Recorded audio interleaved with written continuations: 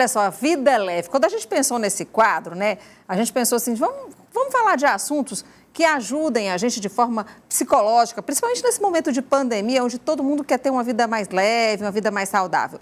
E olha, muitas pessoas estão usando o termo trauma para contar que passaram por um momento que tenha ficado abalado emocionalmente. Às vezes é apenas algo de momento, mas para outros esse abalo deixa marcas, assim que causam muitos prejuízos emocionais. Então, vem aí a dúvida, por que algumas pessoas ficam traumatizadas com algumas coisas e outras não? Se você tem pergunta para fazer para o nosso psicólogo que a gente chamou aqui para dar essa entrevista, anota aí o nosso número, já está na tela, 86-999-270783. A gente vai conversar a partir de agora com o psicólogo Rodrigo Lopes, ele já está aqui na nossa salinha de visita. Tudo bem? Tudo bom, doutor Rodrigo? Tudo bem, um prazer estar aqui com vocês. Seja muito bem-vindo aqui ao Vida Saudável para falar desse quadro, né, o Vida Leve, onde a gente traz esses assuntos assim que mexem com a nossa mente. Porque acho que saúde a gente tem que estar bem, né, com a nossa mente e com o nosso corpo também. E esse tema a gente pensou assim em traumas. E a primeira pergunta que eu lhe faço é exatamente essa que eu estava falando aqui. Por que algumas pessoas elas se traumatizam com umas determinadas situações e outras não? Por exemplo, uma pessoa vai ser assaltada, um bandido vai e leva a bolsa daquela pessoa. Uns podem levar isso como algo mais, ficarem mais tranquilos. Outros não, ficam extremamente traumatizados. Claro que nenhum assalto, ninguém fica tranquilo, mas ficam com trauma, com medo e não conseguem seguir aí diante de um problema como esse. Sim. Cada um responde muito de uma forma específica. Vai muito da condição que cada um apresenta, de toda uma genética também que pode ali influenciar. E muitas vezes, Nayara, acontece que algumas pessoas já têm algum quadro associado aí, algum quadro de ansiedade específica, algum quadro de humor, e aí já intensifica essa realidade, onde vai criando ali um trauma, onde a pessoa vai apresentar dentro de um período, podendo chegar até 6 meses após a pessoa ter passado por aquele trauma específico, para apresentar essa condição, entendeu? Quando que a pessoa identifica que é um trauma ou não? Bom, quando isso se apresenta da seguinte maneira, a todo momento esses pensamentos, essas situações alarmantes de reviver essa condição vem à mente, né? E além disso, durante sonhos pode estar vindo, né, flashbacks, né, durante esse período, pensamentos negativos, ansiedade. Quando a pessoa pensa em se isolar pelo medo de acontecer tudo novamente. Ou seja, tudo isso são formas de demonstrar que não é só para identificar, que já está grave a condição, né? Já está ficando uma situação grave. Apresentando crises, onde essas crises podem ser mais intensas ou menos intensas de acordo com a condição que cada um enfrenta ali naquele período. Vamos dar um exemplo prático, por exemplo. A pessoa está aqui dirigindo o carro, ela bate o carro. E por conta daquela batida, ela para de dirigir. Ela não vou mais dirigir, nunca mais vou dirigir. Isso a gente pode identificar como um trauma? Podemos sim. Podemos. E muitas vezes as pessoas se confundem com uma fobia, né? Que é bem diferente. Um transtorno de estresse pós-traumático de uma fobia específica, né? Numa fobia específica existe um medo excessivo que acontece ali. Claro que teve um trauma, só que existem outras situações que levam aquilo a acontecer. Não é apenas uma situação que levou para esse acontecimento. Eu vou te dar um outro exemplo, posso? Claro, a gente sempre gosta de exemplificar, porque essas coisas da mente, né? É bom quando a gente exemplifica que a pessoa vai se identificar. Sim. E ajuda até o entendimento do telespectador. É porque o exemplo que você deu é muito bom, mas ele pode confundir levando para um lado da fobia, né? Do dirigir. O exemplo que eu vou te dar é a Covid. Ah, é verdade. Né? Infelizmente, algumas pessoas podem não responder tão bem a um momento, a um evento grave que passou durante um período que teve com Covid, né? E conseguiu ficar bem, onde dentro dessa realidade, esse trauma, ele ficou ali instaurado, porque aquela pessoa não conseguiu enfrentar como outras pessoas conseguem enfrentar, né? Como eu disse anteriormente, pode ter todo um papel genético, junto com outras comorbidades, aí acontecendo outras comorbidades, é o quê? Outras psicopatologias, outros problemas psiquiátricos, psicológicos, que podem reforçar para que isso aconteça e você, naquele momento, não conseguir responder bem, enfrentar bem, onde você pode apresentar aquilo, essas sintomatologias, que se acontecerem num processo de 4 semanas, é visto como um diagnóstico de estresse pós-traumático, onde dentro dessa condição tem que se fazer um tratamento para lidar com essa realidade.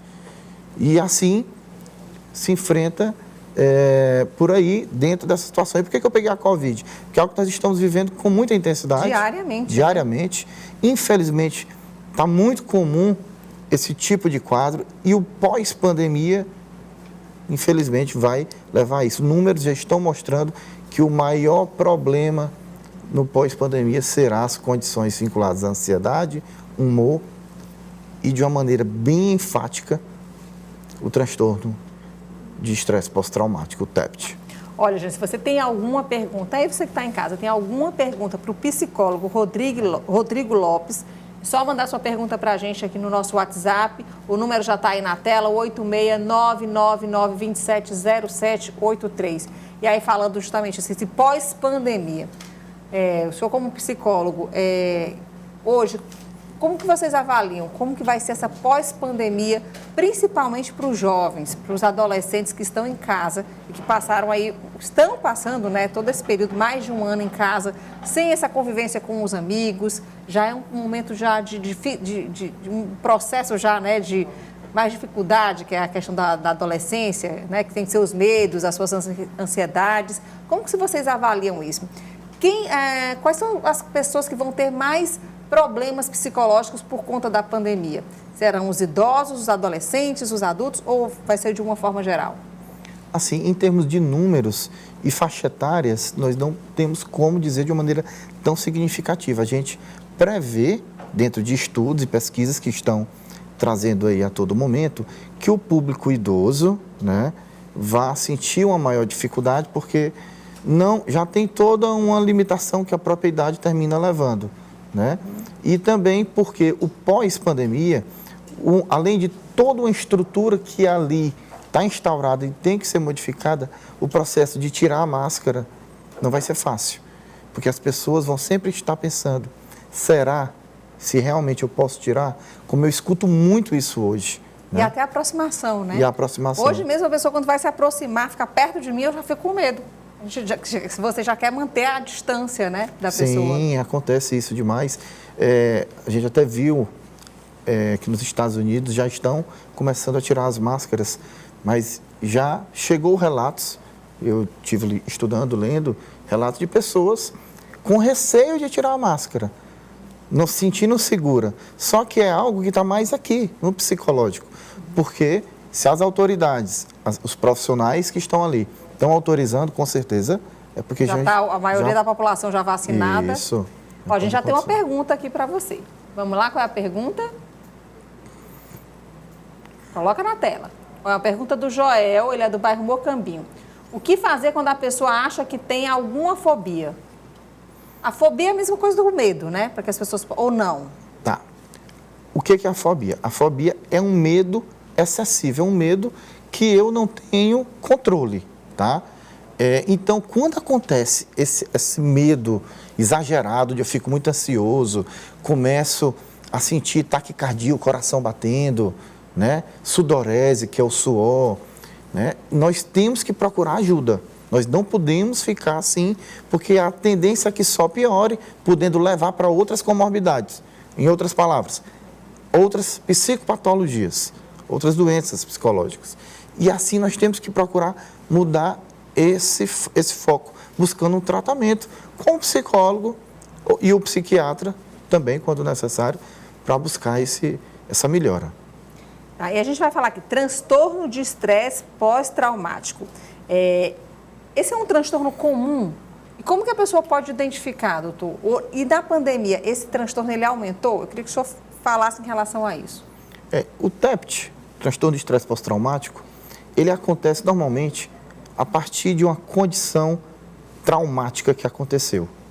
Pessoas que passaram por guerra, pessoas que passaram por algum sequestro. Uma pandemia, como a gente está passando agora. E já ia passar um tipo de pandemia, né? Que são as catástrofes naturais, né? E assim, nós buscamos... Um grave acidente. Um grave acidente. Buscamos visualizar a frequência com que isso acontece, né? 4 semanas, pelo menos, apresentando a sintomatologia, tá?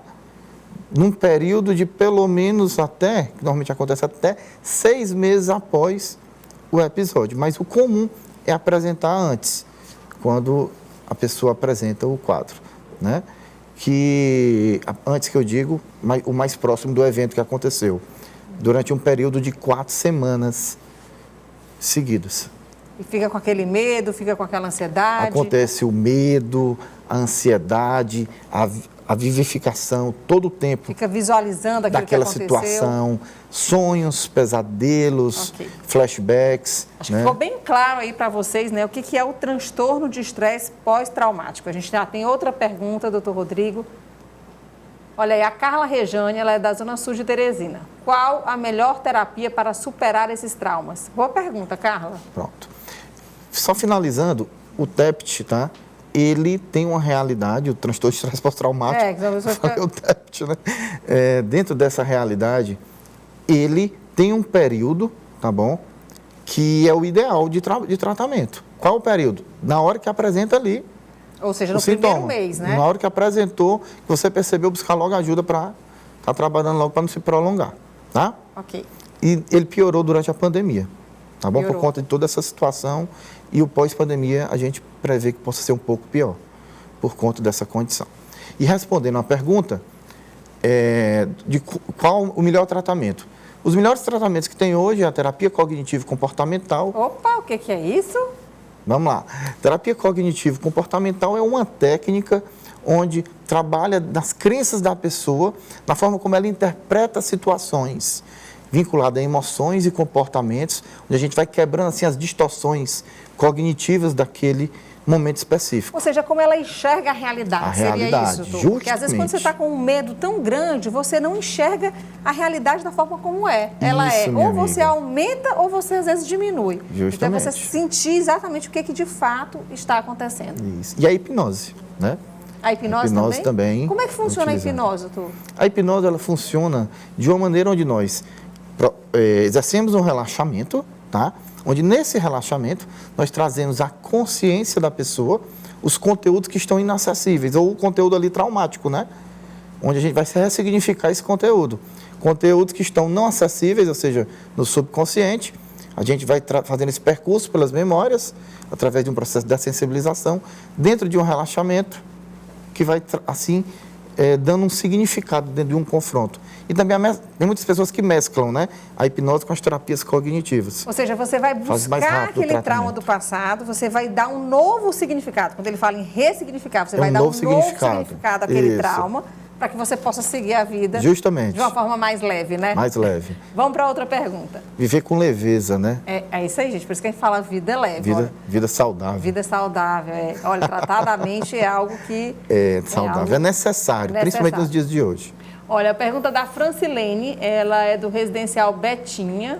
Não é isso, gente? Eu estou enxergando direito? Betinho. Eu tenho medo de fazer amizades com trauma, de me decepcionar com as pessoas. O que eu devo fazer? Olha só essa pergunta da Francilene. A pessoa já está dizendo que cria expectativas, né? Olha, é uma crença aí dela, né? É uma crença dela, e buscar acompanhamento com a terapia cognitiva ou a hipnoterapia cognitivo-comportamental, que é a hipnose com as terapias cognitivas, para justamente trabalhar dentro desses traumas, para enfrentar melhor. Ela tem que entender qual foi esse trauma, né? Que ela teve esse medo, que está trazendo para ela esse medo de fazer novas amizades, para que ela traga um novo significado. O gatilho aí, né? É um gatilho. É isso aí, doutor. Então, olha, quero agradecer aqui a sua participação, tá bom? Em participar aqui do Vida Saudável. É um prazer sempre a gente poder trazer essas informações para as pessoas.